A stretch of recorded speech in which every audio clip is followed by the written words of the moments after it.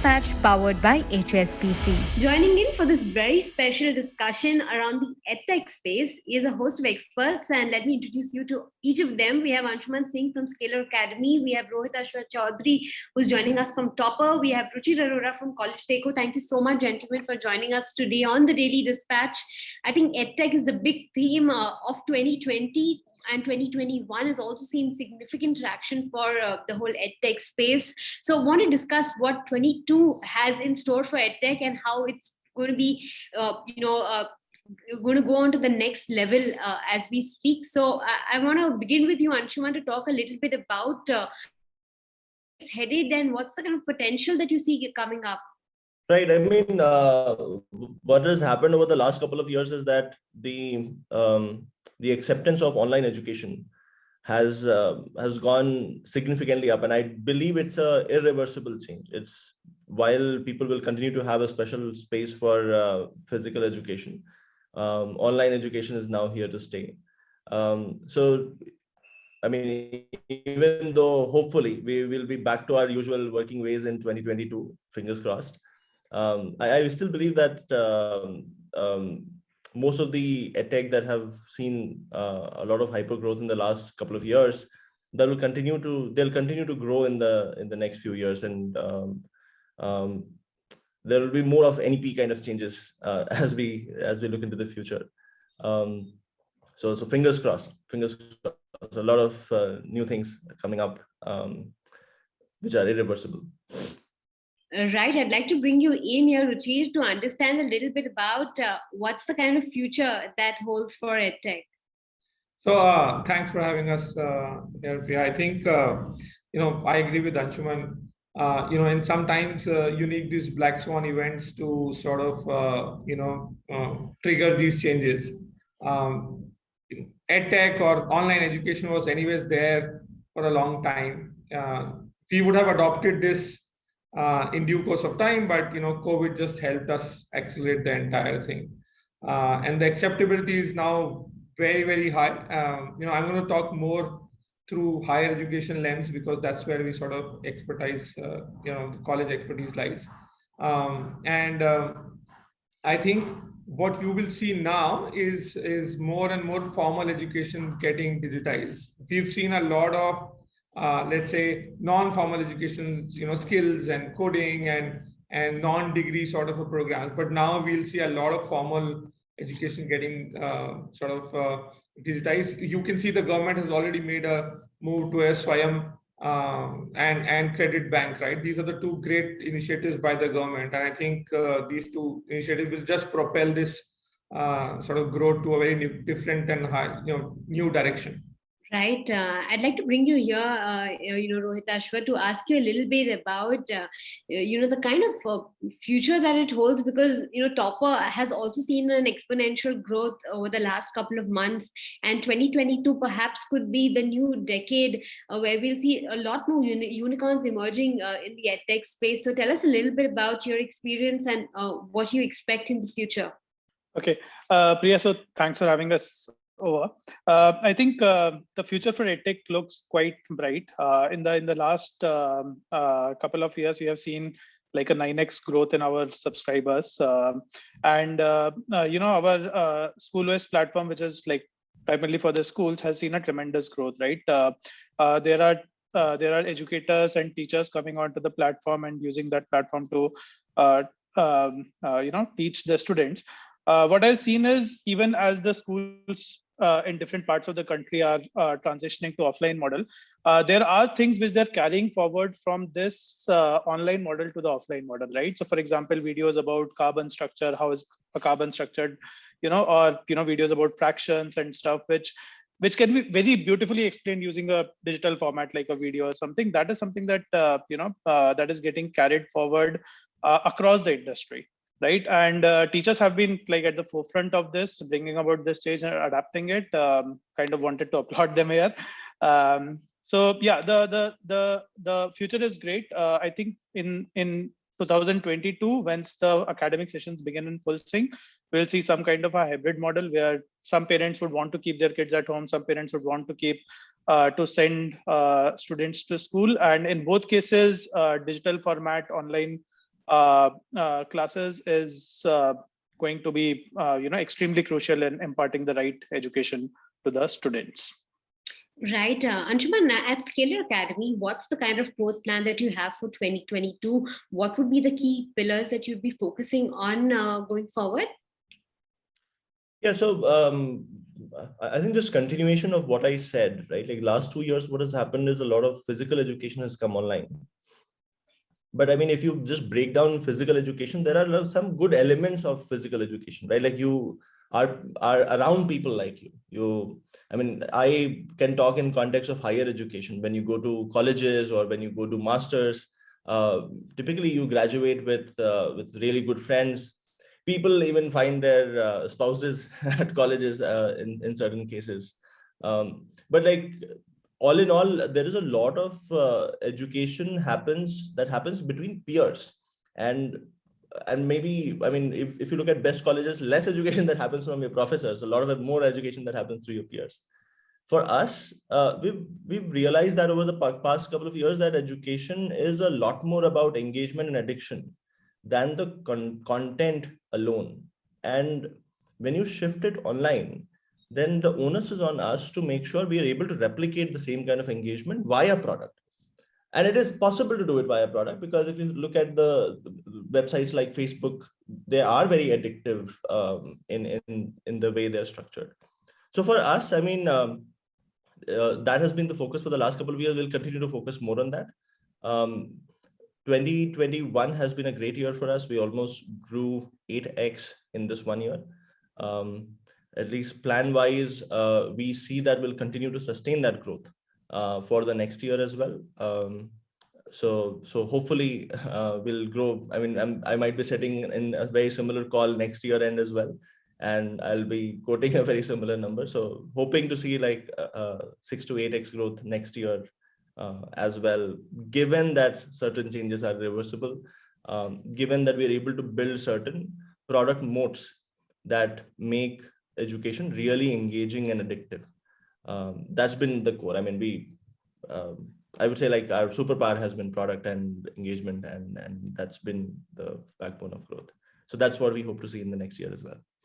Right. Ruchir, what would be your backbone of growth plans for 2022? Key pillars out there? Yeah, so, thankfully for us also, the 2021 has been a good year.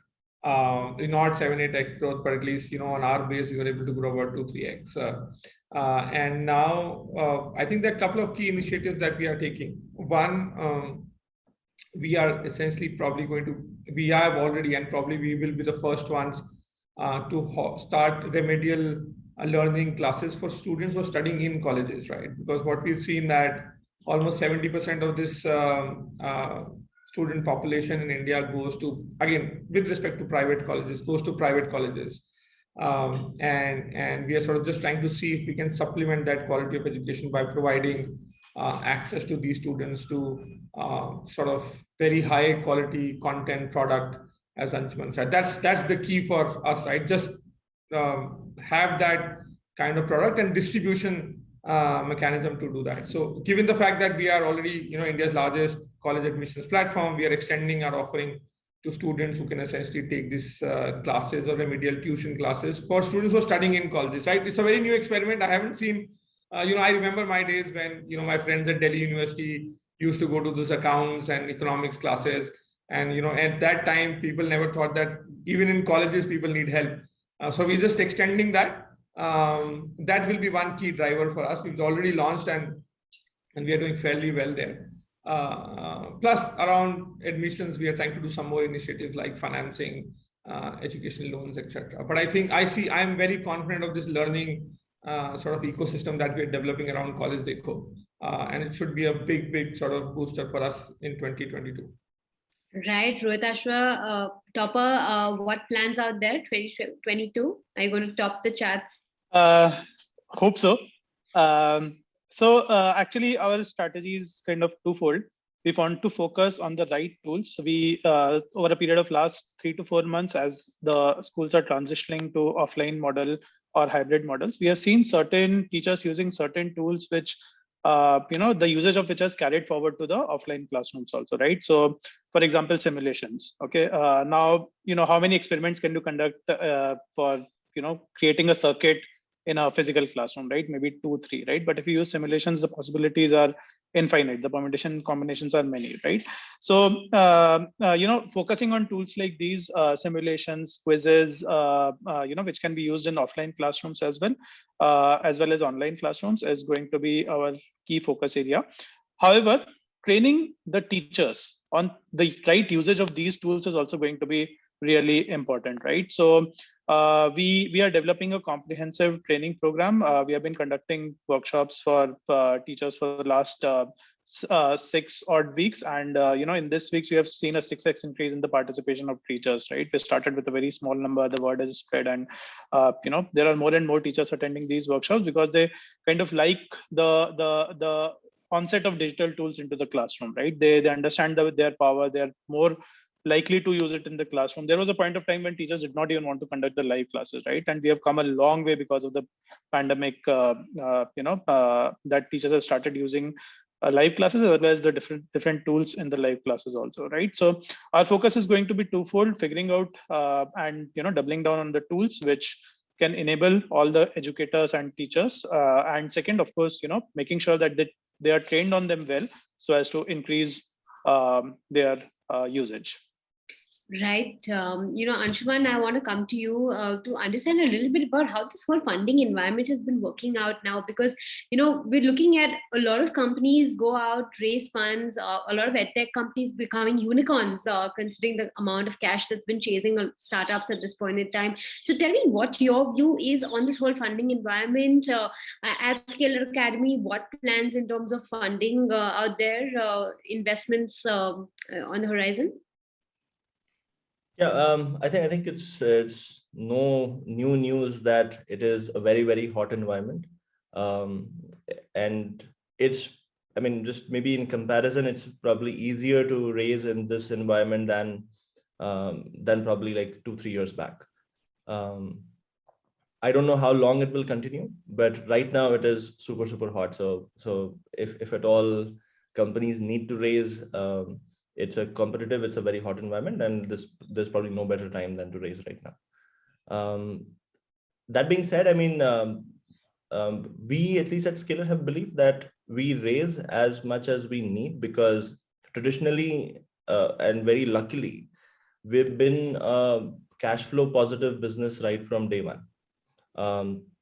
And we see still see phases even during growth where we are profitable in months.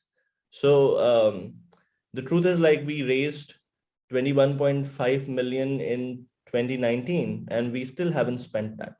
All of that is still in our bank, so we don't know what we would do in case we raise more funds.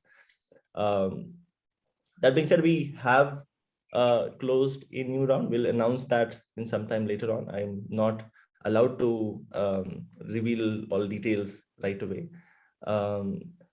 But just summarizing for everybody else, I think all edtechs already realize this. Probably one of the best environments to raise funds in if you're seeing growth. Funding happens on the back of growth and on the back of numbers. If you have numbers, if you have growth, no better environment to raise funds.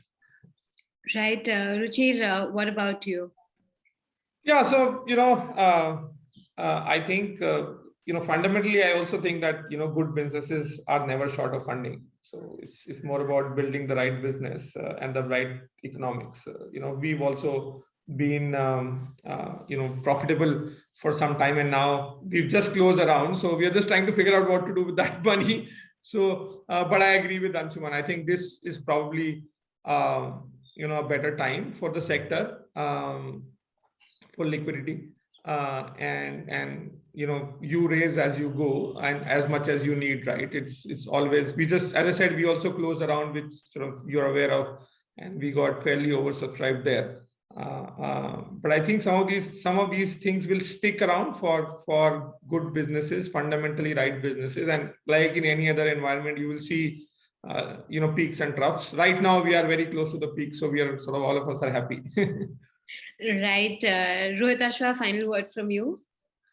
Yeah, so when we started back in 2014, 2013 actually. The funding scene was bleak, right? Matlab, EdTech was not such a sought after sector at that point of time, right? But since then, things have changed drastically, especially in the last 1.5 years. They've accelerated considerably.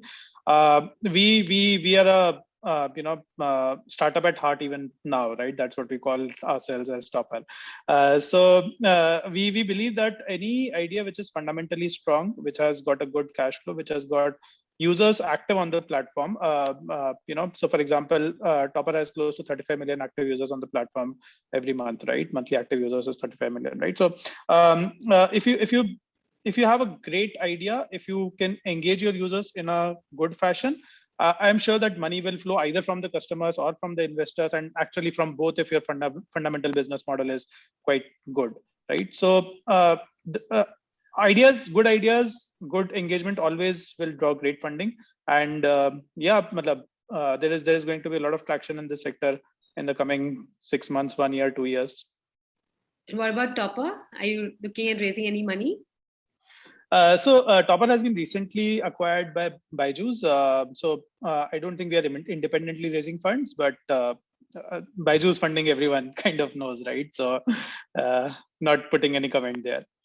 All right. On that note, gentlemen, thank you very much for joining us today on the Daily Dispatch. It's really been a pleasure speaking to all of you. Thanks so much for your time.